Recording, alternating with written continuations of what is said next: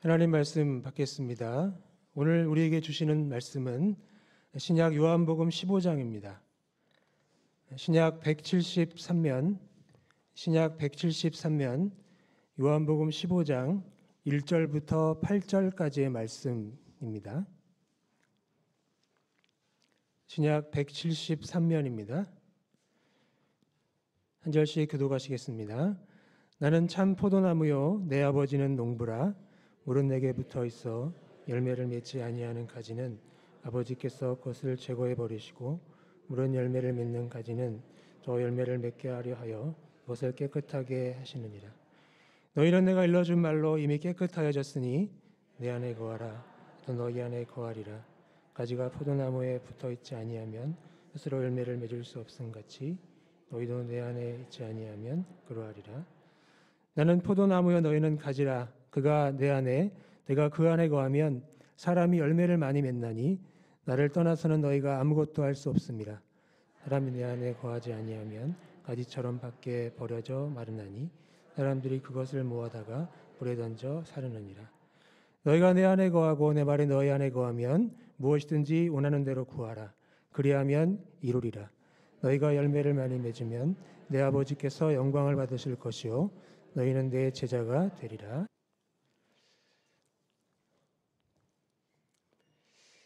제가 직전 교회 부임하고 한 3개월쯤 됐을 때 어떤 집사님이 저한테 갑자기 이런 말씀을 하셨어요.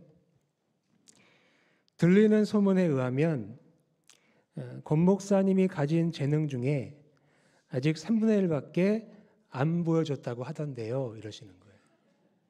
왜 이런 말 하셨냐면 그때 선교사보생했던 목사님이 몇 달 후에 나가기로 되신 거예요. 그래서 누가 청년부를 맡을 것인가? 부목사들이 해야 되지 않냐? 그런 얘기가 나오다가 어떤 집사님 저한테 이런 얘기를 하신 거예요. 제가 3분의 1밖에 안 보여줬대요. 그래서 제가 그랬습니다. 어제 보여드린 게 나머지 3분의 2입니다. 제가 그랬죠. 제가 왜 이런 말씀을 드리냐면 우리는 성과를 증명해야 하는 시대를 살고 있기 때문입니다. 치열한 경쟁 속에서 더 나은 직장, 더 나은 수입, 더 높은 성취를 위해서 달려갑니다. 하지만 그렇게 모든 것을 얻은 사람들도 내면의 공허함에서 자유롭지 못합니다. 끊임없는 성취를 통해서 만족을 얻으려 하지만 그 만족은 오래가지 않습니다. 높은 연봉을 받는 직장인, 유명한 인플루언서, 사회적으로 성공한 사람들도 깊은 외로움과 허무함을 호소할 때가 많이 있습니다. 특히 젊은 세대는 끝없는 비교와 불안 속에 살아요. 그러면서 나는 누구이며 무엇을 위해 사는가 라는 질문 앞에 서 있습니다. 그런데 이러한 공허함은 단순한 심리적 현상이 아니고요. 영혼의 갈급함을 나타내는 신호입니다. 우리 인간은 하나님과의 깊은 연결과 연합 속에서만 진정한 만족과 평안을 얻을 수가 있습니다. 오늘 본문에서 예수님이 이렇게 초대하십니다. 내 안에 거하라. 이 말씀은 단순한 종교적 어떤 수사나 조언이 아닙니다. 영혼의 갈급함을 해결할 수 있는 유일한 길이 바로 내 안에 예수님 안에 거하는 것입니다. 오늘 우리는 이 말씀을 통해서 우리의 진정한 갈망이 어디에서 해소되는지를 듣고 깨닫고 묵상할 수 있기를 바랍니다. 요한복음 15장은 예수님께서 십자가 고난을 앞두시고 제자들에게 하신 마지막 가르침 중에 하나입니다. 잘 아시겠지만 이 당시 이스라엘 사람들에게 이 포도나무는 너무나도 익숙한 상징이었습니다. 구약에서 이스라엘이 종종 하나님의 포도원으로 묘사가 되었는데 이 선지자들은 그들이 영적으로 타락해서 열매 맺지 못하는 포도나무라고 이야기를 했습니다. 그러나 예수님은 나는 참 포도나무라고 선언하시면서 기존의 종교적 패러다임을 뒤흔드시고요. 더 이상 민족이나 제도가 구원의 근거가 될 수 없고 오직 예수님과의 개인적이고 친밀한 관계만이 참된 생명의 길이라고 말씀을 하십니다. 이 포도나무와 가지의 관계는 우리의 하나님과의 관계를 아주 극명하게 보여준다고 말할 수 있습니다. 자, 이 가지는 나무에서, 포도나무에서 영양분을 공급받아야 살 수가 있습니다. 자, 마찬가지로 우리 인간은 하나님과의 근본적인 연결이 없이는 참된 생명을 유지할 수가 없습니다. 살기는 살죠. 하지만 죽음 이후의 심판날, 주의 날을 감당할 수가 없습니다. 가지가 포도나무에서 떨어지면 곧바로 시들고 마릅니다.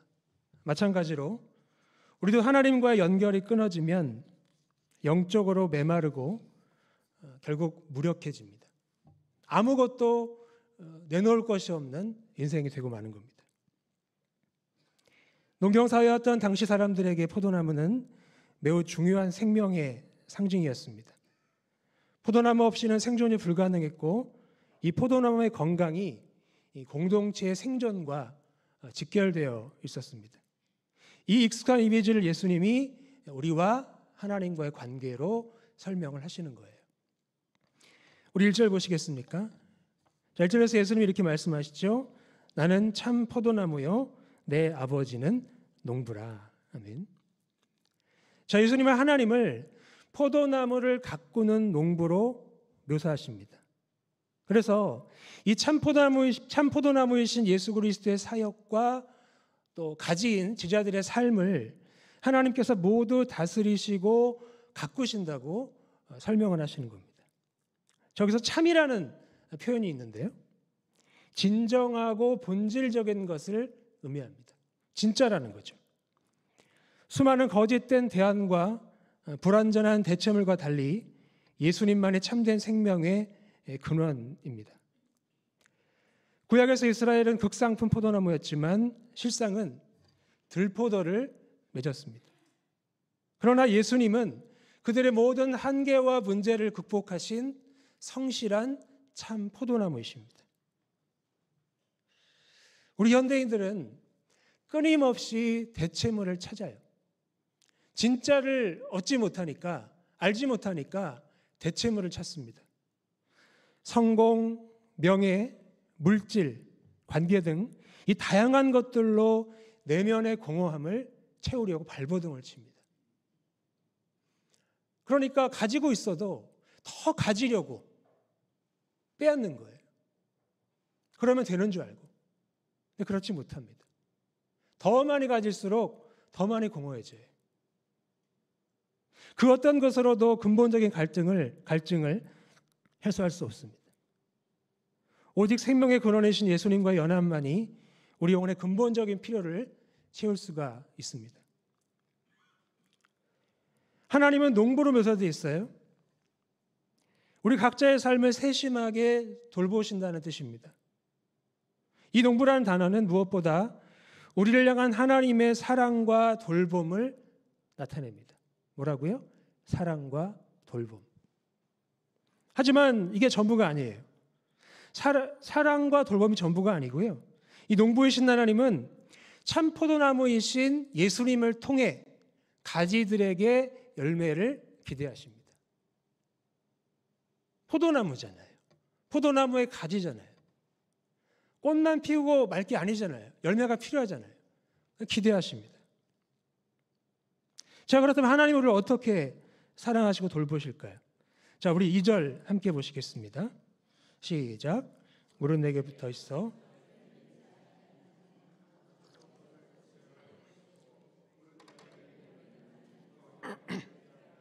그것을 깨끗하게 하시느니라. 아멘. 자, 하나님은 우리를 사랑하고 돌보시기 위해 가지치기를 하십니다. 가지치기. 가지치기를 안 하면 열매가 제대로 맺지를 못합니다. 그러니까 가지치기는 영적 성장의 과정이에요. 하나님은 열매 맺지 않는 가지는 제거하십니다. 그러나 열매 맺는 가지는 더 풍성한 열매를 맺도록 다듬으세요. 그런데 이 과정이 때로 아프고 힘들게 다가올 수가 있습니다. 우리의 익숙한 습관이 있고 부정적인 사고방식이 있고 잘못된 관계들이 있어요. 이런 가지들을 주님께서 가지치기 하시는 거예요. 이게 제거되니까 고통스러울 수 있습니다. 우리 하나님의 목적은 우리가 사람다운 사람이 되는 거예요. 하나님 닮은 사람, 예수 그리스도의 형상이 회복되는 게 하나님의 목적입니다. 그러니까 잘못된 것들을 제거하는 게 중요하죠. 고통스럽지만. 현대인들은 이런 가지치기 과정을 두려워하고 거부합니다. 익숙한 안전지대를 벗어나기를 두려워하고요. 변화를 거부합니다. 하지만 이것 꼭 기억하십시오. 하나님의 가지치기는 사랑의 섭리입니다. 사랑의 섭리. 사랑하시니까 가지도 쳐주시는 거예요. 사랑 안 하잖아요. 내버려 두십니다. 사랑하니까 손 대시는 거예요. 정원사가 나무를 건강하게 만들기 위해 가지를 잘라내듯이 하나님은 가지치기를 통해서 우리를 더 풍성하고 의미 있는 존재로 만들어 가시는 겁니다. 자, 3절에서 예수님은 제자들에게 이렇게 말씀하십니다. 너희는 내가 일러준 말로 이미 깨끗하여졌으니. 자, 제자들 중에 모두가 깨끗한 건 아닙니다. 한 명이 아니었죠. 도둑이자 배신자였던 가룟 유다가 있었습니다. 그 사람 빼고 이 남은 제자들은 3년 동안 예수님의 사역을 통해서, 특히 예수님의 말씀을 통해서 깨끗해졌습니다. 이미 깨끗해졌대요. 깨끗하게 할 필요가 없다는 겁니다. 정화의 과정은 이미 완료가 됐으니 열매를 맺으라는 거예요. 정결하게 되고 변화된 상태입니다. 이런 제자들에게 예수님이 4절에서 내 안에 거하라 나도 너희 안에 거하리라 말씀을 하십니다. 생명의 원천과 연결되는 유일한 길이라는 겁니다. 이렇게 우리가 예수님 안에 거할 때 우리는 예수님으로부터 힘을 얻고 또 영적으로 풍성한 열매를 맺을 수 있습니다. 가지가 나무에 붙어 있어야 열매를 맺을 수 있듯이 우리가 예수님 안에 거할 때 영적으로 풍성한 열매를 맺을 수 있습니다. 자, 반대로 예수님과 연결이 끊어지면 어떻게 될까요? 연결돼 있으면 풍성한 열매를 맺어요. 끊어지면 어떻게 됩니까? 열매를 못 맺는 게 아니고 영혼이 메마르고 무력해지는 거예요. 예수님과 단절된 삶은 결국 죽은 상태에 이르게 됩니다. 말라 비틀어지는 겁니다. 그래서 예수님은 5절에서 이렇게 말씀하시는 거예요. 나를 떠나서는 너희가 아무것도 할 수 없습니다. 우리 다시 한번 함께 읽어볼까요? 시작. 나를 떠나서는 너희가 아무것도 할 수 없습니다. 우리가 예수님을 떠나면 아무것도 할 수 없습니다. 먹고 살지 못한다는 게 아니라 열매를 맺을 수 없다는 거예요. 하나님은 열매를 보시잖아요. 열매를 기다리시고 기대하시고 가지치기를 하시는데 그게 없으면 아무것도 아닌 거예요. 그런 의미입니다. 자, 그렇다면 내 안에 거라는 이 초대는 구체적으로 어떻게 실천될 수 있을까요? 짧게 3가지를 말씀드립니다. 첫째, 말씀을 통해 지속적으로 교제하셔야 됩니다. 성경을 읽기만 하는 게 아니라 깊이 묵상하고 내면하셔야 돼요. 저희 어머니가 성경을 35도 가셨어요. 어제 자랑하시더라고요. 매일 읽으세요. 아들, 나 35도 했다? 하하하 이렇게 웃으세요. 근데 어머니도 모르는 게 있으신 거예요. 35도 가셨는데 모르는 게 있으셔서 그런데 물어보세요. 그러니까 성경을 읽기만 해서는 다 할 수 없습니다. 바르게 해석하고 이해해서 묵상하고 내면화해야 되는 거예요. 일단 성경을 바르게 이해하려면 성경을 잘 읽으셔야 됩니다. 무슨 말씀이냐면 우리가 책을 읽을 때 문맥을 따라서 흐름을 따라서 읽잖아요. 성경도 그렇게 읽으셔야 돼요. 근데 이단들은 요 단어 연결해서 뒤에 것을 이렇게 끌어옵니다. 근데 성경을 우리가 뭐 이렇게 꽂히는 거, 감동이 오는 거 이런 방식으로 읽다 보면 그런 미혹에 쉽게 넘어가요. 그러니까 우리가 책을 읽듯이 성경을 읽으셔야 됩니다. 성경을 성서라고 하잖아요. 책입니다. 책을 읽듯이 천천히 읽어보세요. 그럼 정확한 의미가 드러나고, 근데 우리가 읽는 개역 성경에서 아쉬운 부분은 접속사가 많이 빠져 있습니다. 뭐 그러므로, 따라서, 그 이유는, 왜냐하면 이런 것들이 빠져 있어요. 그러니까 영어 성경이나 좋은 번역 성경을 보셔야 돼요. 추천 하나 드리면 새 번역 성경이라고 번역이 잘 돼 있습니다. 공인 아주 인정받은 그런 성경인데 그 성경을 같이 해놓고 좀 읽어보세요. 그리고 이제 따옴표 같은 것도 빠져 있습니다. 인용부호 있죠. 그거 빠진 거 가지고 이단들이 이용해요. 이거 봐라, 바울이 이런 말 하지 않았냐. 근데 그건 바울이 말한 게 아니고 어떤 사람들이 바울에 대해서 이제 음해하는 말인데 그 말을 인용을 하면서 나는 이런 말 하지 않았고 이런 말 하는 사람들은 저주를 받는다 하는 내용이에요. 이렇게 성경을 읽으셔야 됩니다. 그렇게 이해하고 묵상하고 내면해서 말씀이 내 안에 거할 수 있도록 하셔야 됩니다. 둘째, 기도를 통해서 하나님과 친밀한 대화를 나누셔야 되고요. 셋째, 일상의 모든 영역에서 하나님의 임재를 인식하고 하나님의 관점으로 세상을 바라봐야 합니다. 하나님이 영이시기 때문에 보이지 않지만 안 계시는 건 아닙니다. 우리가 주의 자녀라면 우리와 함께 하세요. 임마누엘이시잖아요.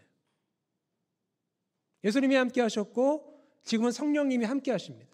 임재가 있어요. 동행하십니다. 그 임재를 인식하고 하나님의 관점으로 성경적인 세계관으로 세상을 바라보셔야 됩니다.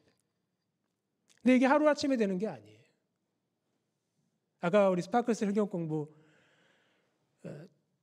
1시부터 2시 14분까지 했어요. 제가 설교인데 아주 집중해서 했습니다. 어떤 분이 끝나고 이런 말씀을 해요. 누군지 밝히지 않겠는데 내가 지금까지 너무 쉽게 믿었다고 이런 말씀하시더라고요. 감동이었어요. 그게 보람 아니겠습니까? 그렇게 해서 성경적 세계관이 생기는 겁니다.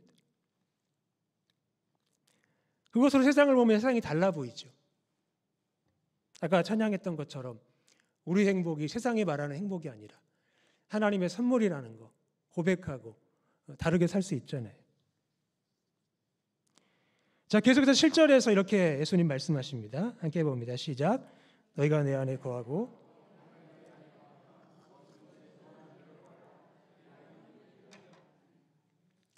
자, 여기서 가지는 단순히 나무에 붙어있는 존재가 아닙니다. 열매를 맺는 의무와 특권을 가진 존재예요. 자, 예수님 안에 거하는 자는 무엇이든지 원하는 것을 구할 수 있고 또 하나님께서 그 기도를 이루어 주신다고 약속을 하십니다.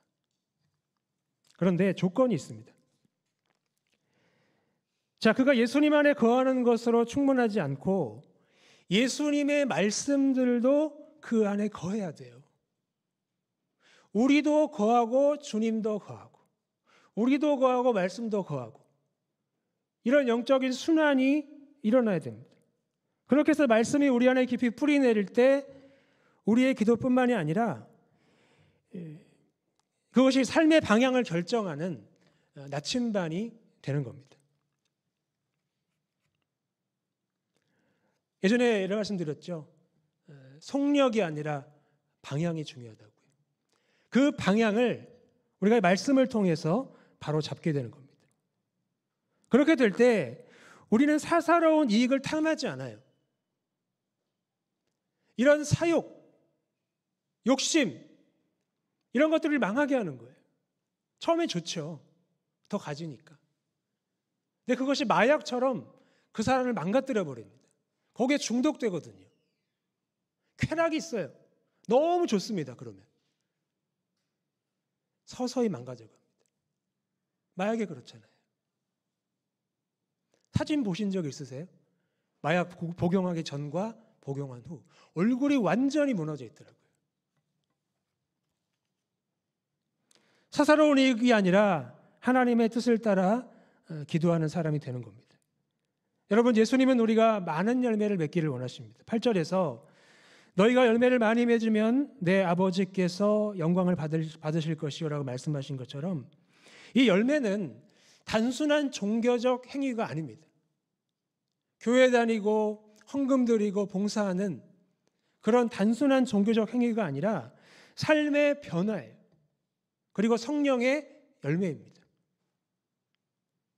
우리가 열매를 맺을 때 하나님의 영광을 받으시기 때문에 열매는 우리 개인적 성취가 아닙니다. 하나님을 영화롭게 하는 선한 모든 것을 의미한다고 볼 수가 있습니다. 근데 우리가 맺어야 할 열매 중에 가장 중요한 게 있어요. 자, 요한복음에서 특별히 강조하는 게 있습니다. 이게 뭘까요? 성경마다 강조점이 있습니다. 주요 주제가 있고 대상이 있는데 요한복음에서 강조하는 건 바로 십자가의 영광입니다. 십자가의 영광. 그 관점으로 보셔야 돼요. 이걸 생각할 때 우리 그리스도인들이 맺을 수 있는 최고의 열매는 예수님을 본받아서 주님을 위해 인생을 바치는 겁니다. 내 전 인생이 주의 영광을 위해 쓰임받는 거예요. 우리가 예수님과 동행할 때 우리의 성품이 변화되고 사랑과 기쁨, 화평과 인내라는 성령의 열매가 우리의 삶 속에서 자연스럽게 나타나게 됩니다.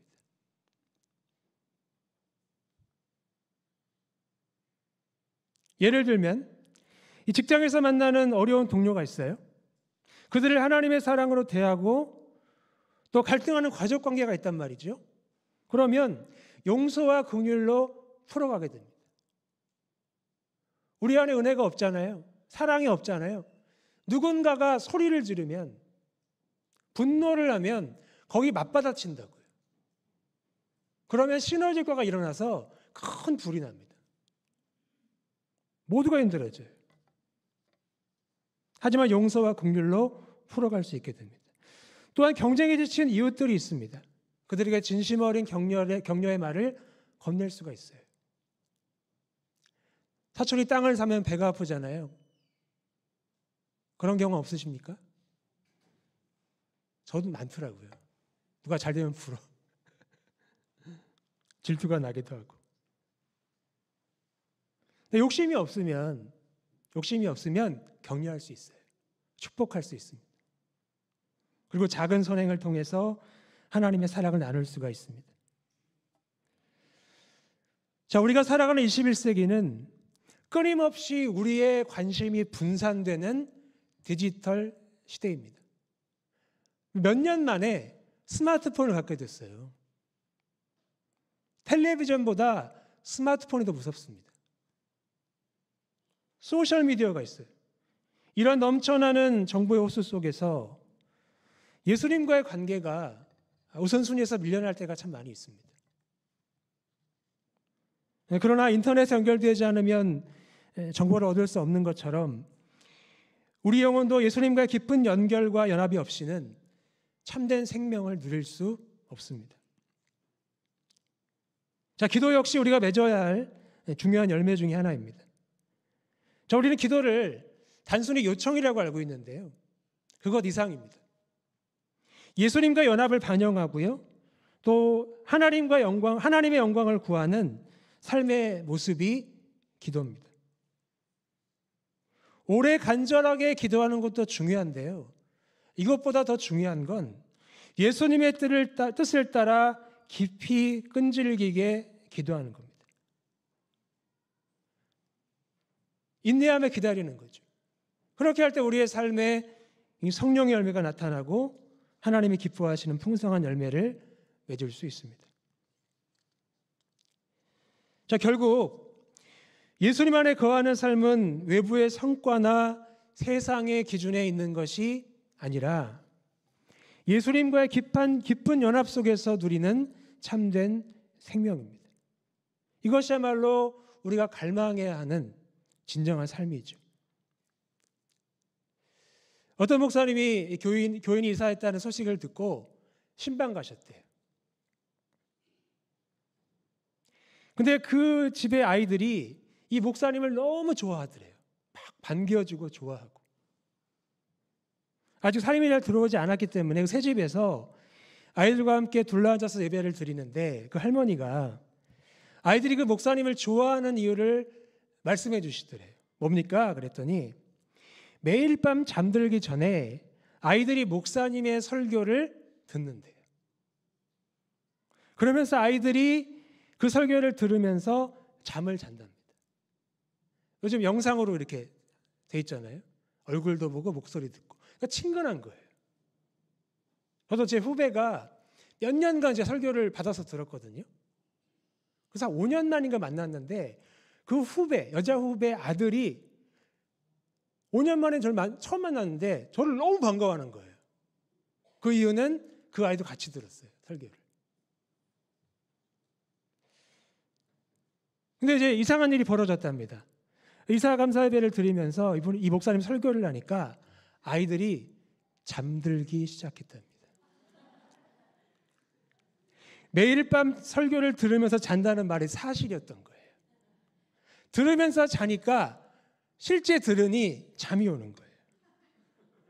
하지만 목사로서 너무 기쁘셨답니다. 그래서 마음껏 축복하고 돌아오셨대요. 자, 그러면서 목사님이 이렇게 글을 쓰셨어요. 한번 읽어보겠습니다. 자, 시작. 그리스도인의 향기는 시간과 공간에서 촘촘하게 하나님을 생각하는 데서 나타납니다. 아침에 침상에서 일어날 때, 일터에 출근하여 일과를 시작할 때, 몇 끼 밥을 먹을 때, 크고 작은 일들을 감당할 때, 하루 일과를 마무리할 때 하나님을 자주 생각하는 것. 그런 날들이 하루 이틀 이어지면 평생 주님과 동행하는 삶을 살게 됩니다. 아멘. 오대식 목사님의 이야기였습니다. 말씀을 좀 정리하겠습니다. 많은 그리스도인들이 이 신앙의 열매를 자신의 노력과 열심의 결과라고 착각을 합니다. 그러나 그 열매는 우리의 행위로 이루어지는 것이 아니라 주님과의 관계에서 비롯되어 자연스럽게 맺히는 겁니다. 고린도전서 10장 31절 말씀에서 그런 즉 너희가 먹든지 마시든지 무엇을 하든지 다 하나님의 영광을 위하여 하라고 말씀한 것처럼 우리가 살아가면서 맺는 모든 열매는 하나님께 영광이 되어야 합니다. 하나님의 영광을 가리면 그건 열매가 아닙니다. 내가 하는 어떤 일로 교회가 부도덕하다고 그리스도인들이 범죄자라고 욕을 듣는다면 열매가 아닙니다. 신천지에겐 열매죠. 신천지는 모략이라는 방법으로 거짓말을 합니다. 수단과 방법을 가리지 않고 모든 거짓된 것들을 총동원해요. 목사라고 속이고 선교사라고 속이고 나이도 속여 직업도 속이고 다 속여요. 그래서 끌어들입니다. 성경 공부를 시켜요. 그때까지 몰라요. 나중에 알게 됩니다. 근데 그때는 이미 늦었죠. 그러므로 우리는 지금 이 순간 이 예수님의 초대에 응답해야 됩니다. 세상의 기준과 압박에서 벗어나서 예수님 안에 거하는 삶을 선택해야 합니다. 그래서 예수님 안에서 참된 생명과 자유를 경험하는 저와 여러분이 되시기를 예수님의 이름으로 축복합니다.